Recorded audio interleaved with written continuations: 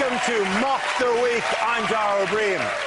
The news this week. East Anglia has been rocked by a bird flu outbreak. Some of the poultry workers are so concerned about it that they've stopped having sex with the turkeys. The bird flu scare has come as a major blow to the turkey population, just as they were congratulating each other on making it through Christmas.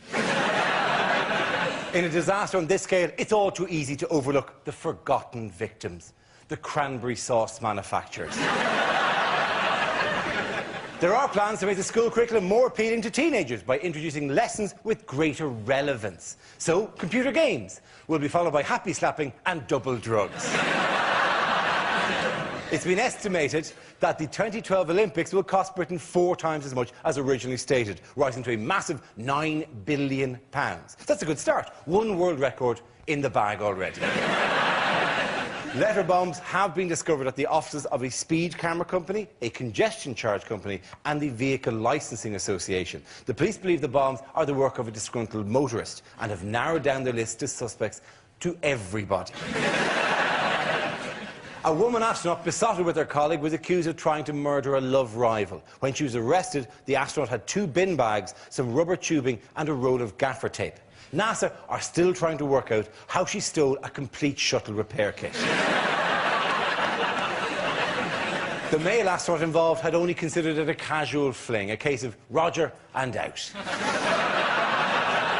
Joining me tonight are 6 of the country's top comedy performers: Andy Parsons, Joe Caulfield, Russell Howard and Frankie Boyle, Hugh Dennis and Rod Gilbert. Welcome to the show.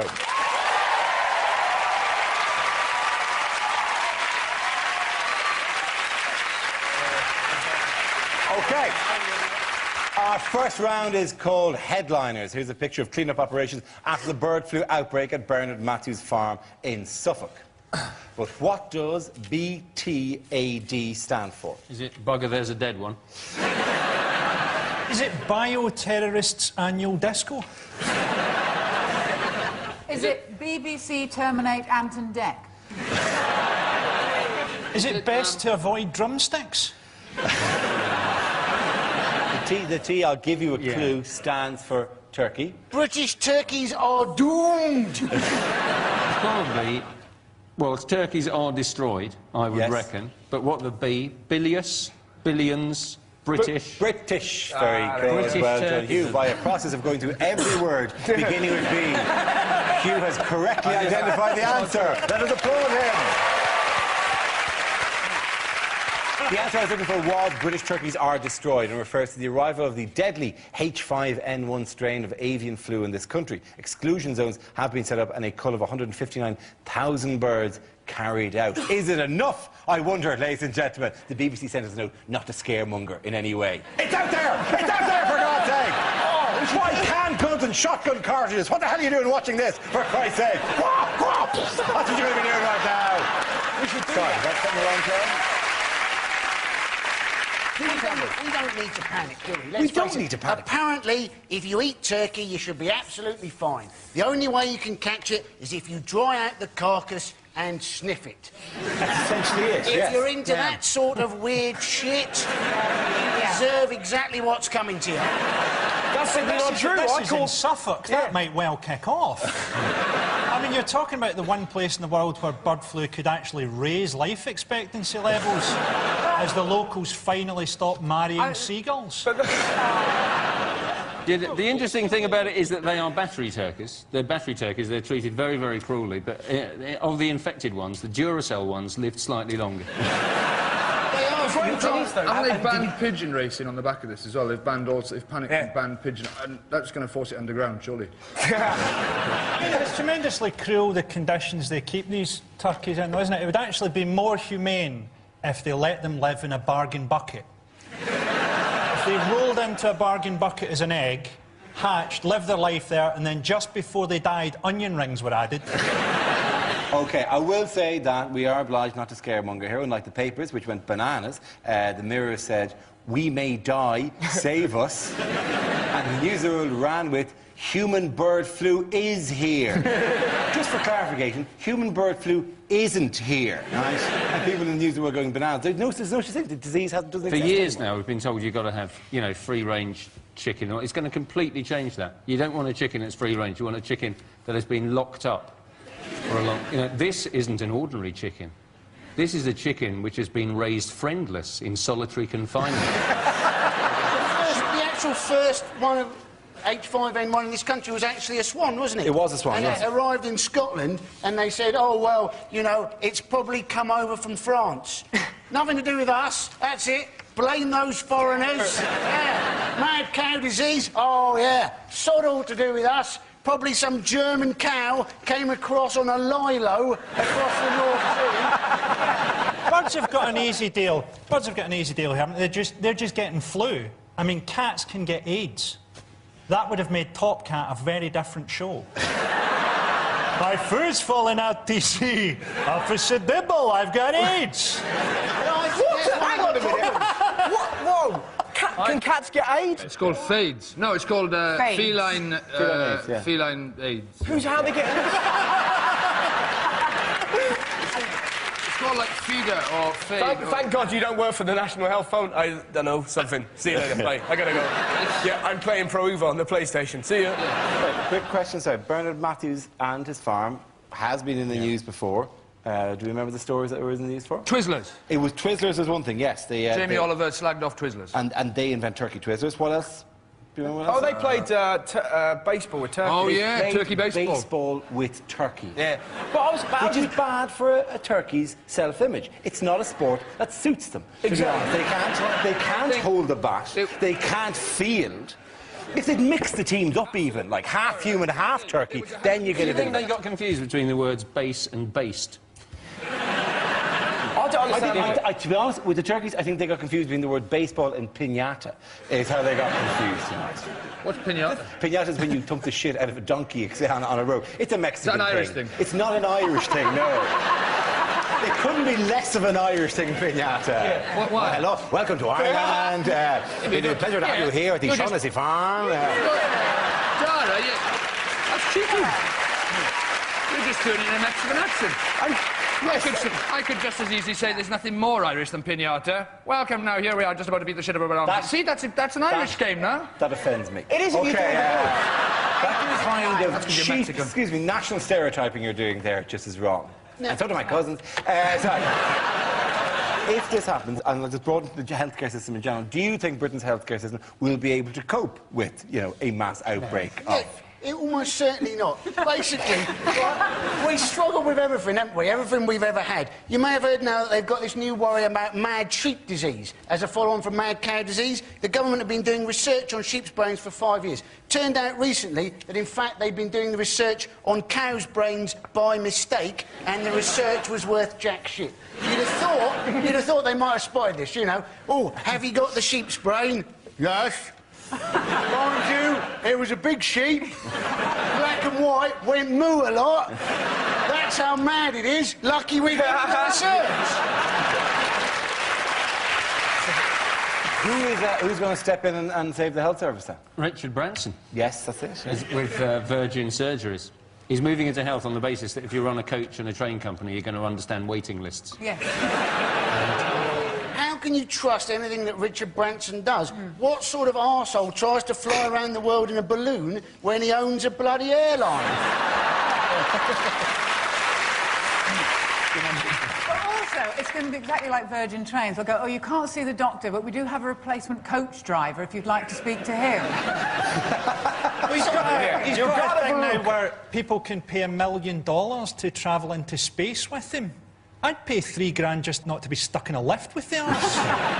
He's also got I don't think it's with him, it's with his company. No, he's going up as well. On every flight, he's going to sit. Stephen Hawking's going to be has agreed to be on it, or maybe Branson just turned his volume down. You want to go, don't you? Oh yes. Branson treated Stephen Hawking like a ventriloquist doll, did he? Oh, I want to go on the plane. I want to go on the plane. Don't put me back in the box. Don't put me back in the box. It's amazing, isn't it, what they can do with medicine these days? It's like that woman last week who gave birth to she was 67 years old. And you're thinking you don't really want to be a kid there struggling to walk, finding out that your parents are in exactly the same condition. It's not going to be a struggle pushing it out at 67, though, isn't it? That baby's going to have spent the last 3 months bungee jumping. At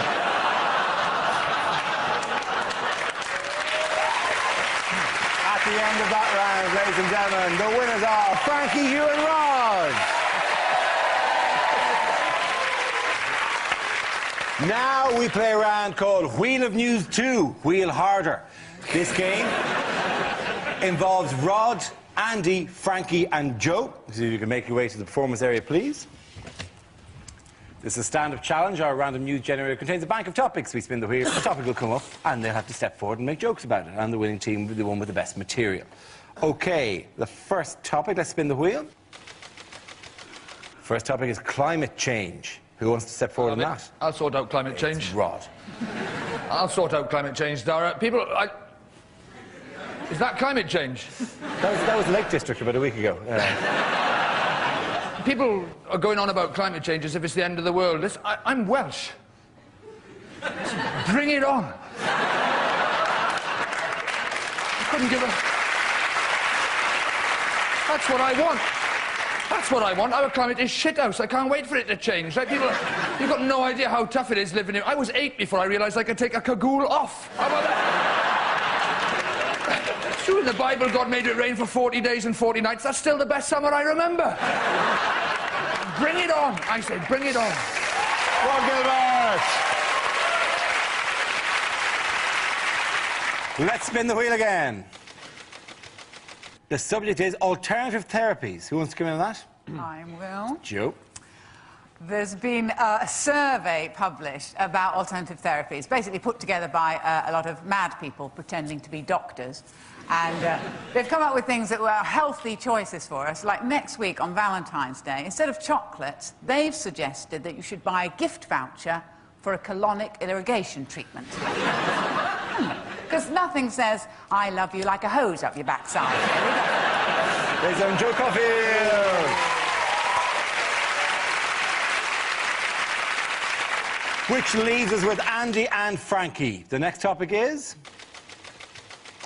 it's terrorism. Andy's in like a shot. Now, Tony Blair has once again tried to justify improving our nuclear weapons because he says one of the reasons is he's worried terrorists such as Osama bin Laden might get hold of them. Now, once again, I think this is scaremongering. We know Osama bin Laden hasn't got a nuclear weapon because we haven't seen it on his videos. We know he's got a rifle and a donkey. I don't think we've got to worry until he's ditched the rifle and we see his donkey strapped with a cruise missile. Well done, Andy Parsons. Let's see what Frankie's been left with. That's crime. Crime looking a lot like bird flu there, but... yeah, they're going to bring in super ASBOs. Now, I mean, ASBOs already sounds too cool. Teenagers see it as a badge of honour. They should call them gay-bows or bender badges. I tell you, the TV show I'd love to see, CSI Glasgow. Well, they've done some preliminary tests and it looks like the intruder definitely did a jobbie on the carpets. We got this thing on DVDs now where they say DVD piracy funds the drugs trade. Funds the drugs trade. I don't know about you, but I reckon if you can't make money out of heroin, you're going to struggle in general. Oh, the problem with this crack cocaine is people can just take it or leave it. Thank God we're still selling the Harry Potters. Frankie Royal. Your points in that round go to Frankie and Rod.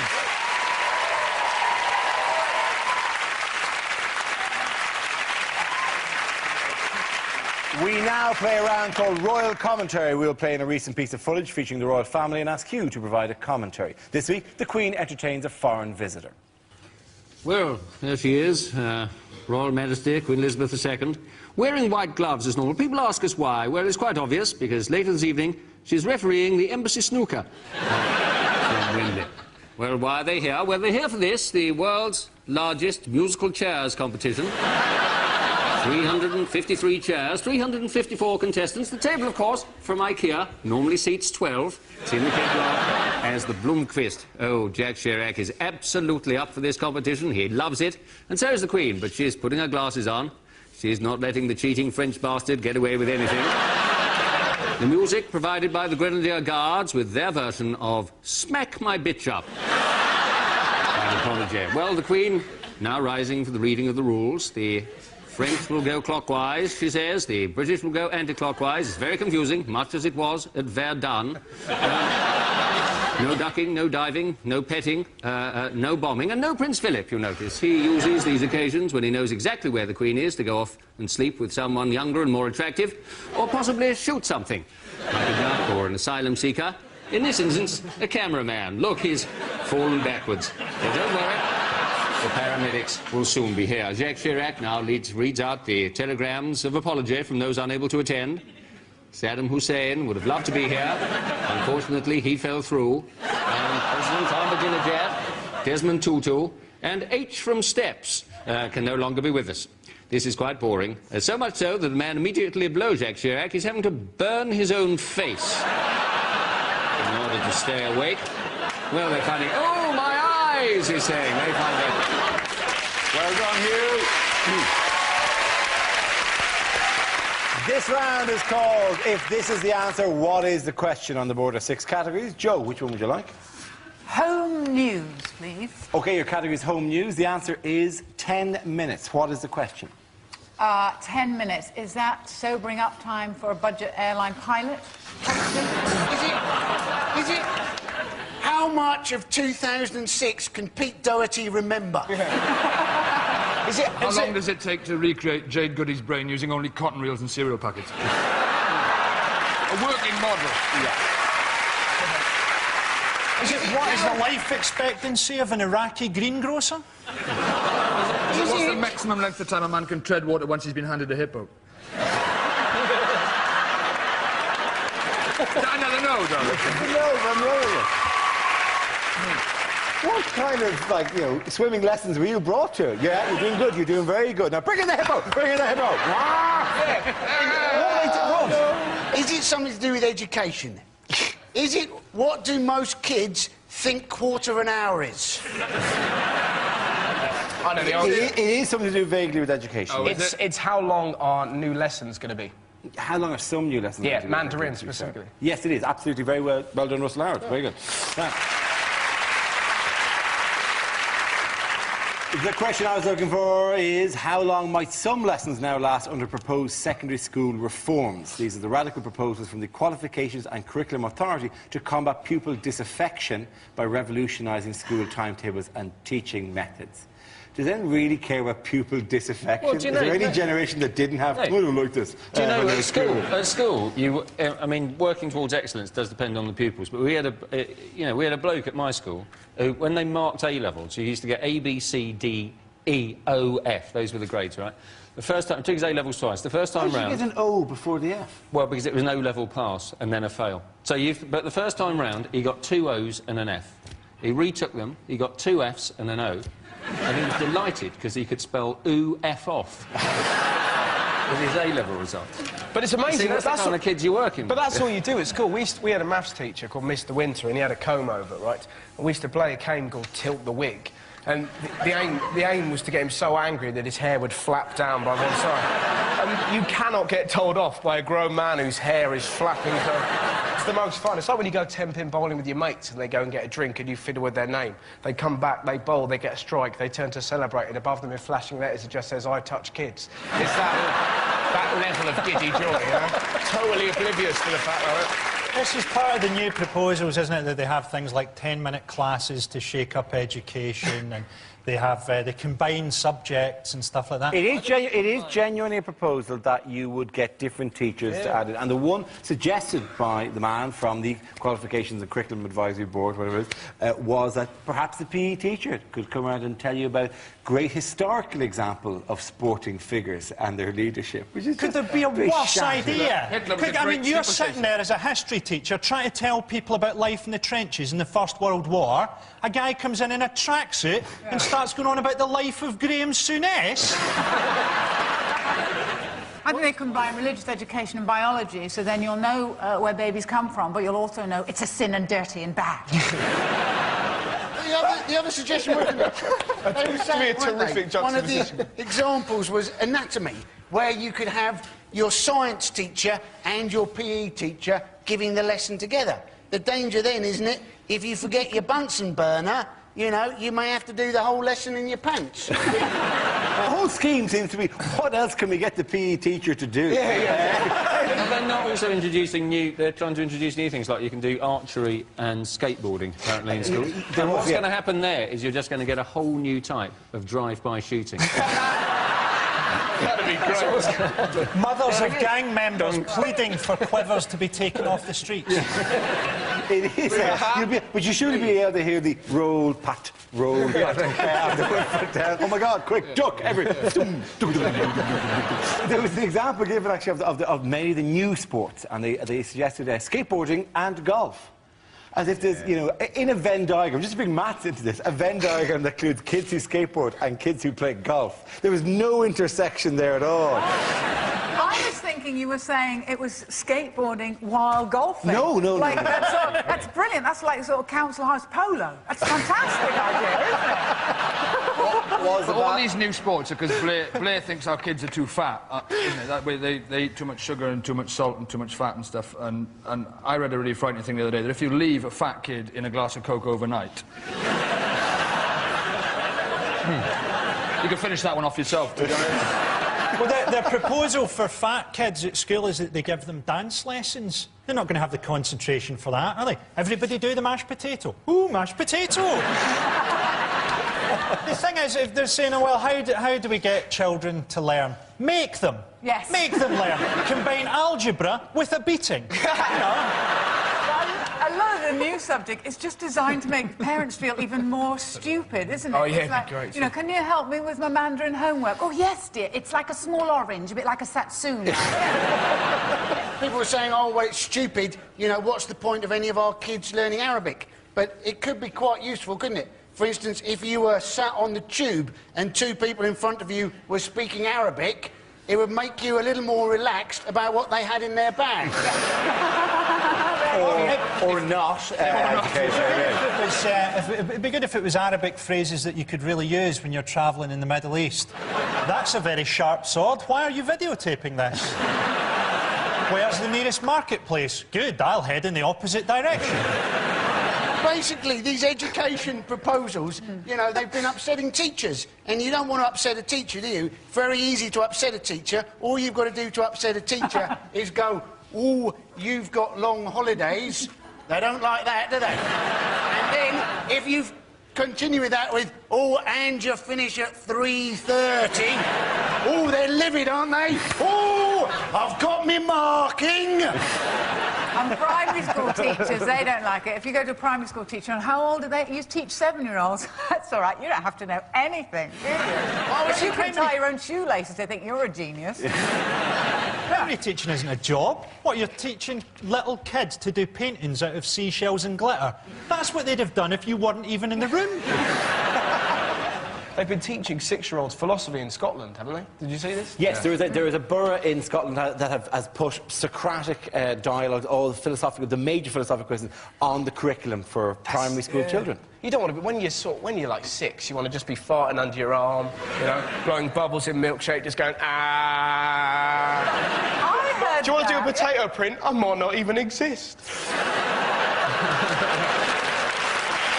At the end of that round, the points go to Russell, Joe and Andy. Now we come to our final quickfire round called Scenes We'd Like to See. This is for everyone, so if you can make your way to the performance area, please. I'll call out ideas for scenarios we'd love to see, and the performers come in with their suggestions. The first subject is unlikely things to hear on Comic Relief. And we'd just like to thank the donation of 160,000 turkeys from a Mr. B. Matthews. Remember, tonight isn't all about comedy. Here's Ben Elton.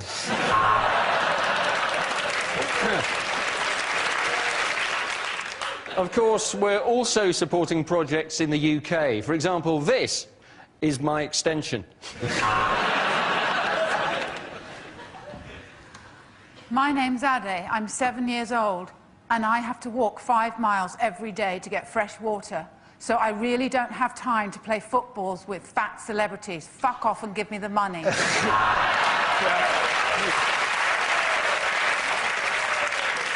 Right, here's one for you. 3 Ethiopians walk into a bar. If we remove all these villagers' cataracts, one day they might be able to make our shoes.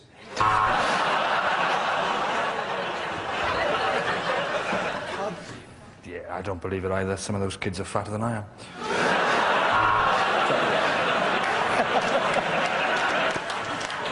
And remember, 20% of everything you give goes directly to a grinning warlord wearing a necklace of human finger bones. This village had 1 goat until I ate it. Later, Dawn French will be climbing into a bath of beans. Not for charity, it's her supper. We're from the Maasai tribe. When are we going to get that money for that ident we did? OK, the next topic is the worst thing your new neighbour could say. What day do the bins go out round here? My wife's body's starting to stink. Well, looks like we got ourselves a fresh one. I hope my turkeys won't be keeping you awake.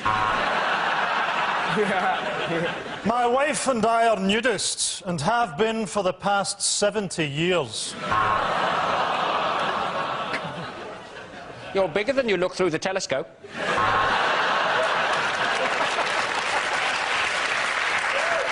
Welcome to the street, or as we like to call it, the cul-de-sac of Christ. Do you like the music of... What then?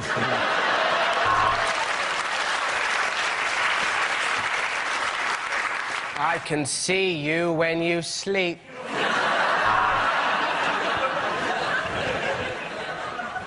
Yes, that's right. The wife breeds Rottweilers, the children in a brass band, and I'm a paedophile.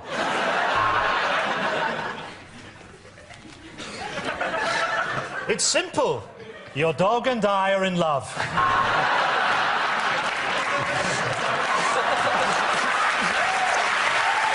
That's it, ladies and gentlemen.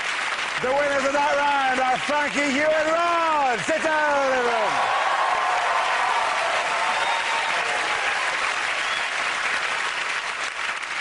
That is the end of the show, ladies and gentlemen. This week's winners are Andy Parsons, Joe Colville and Russell Howard.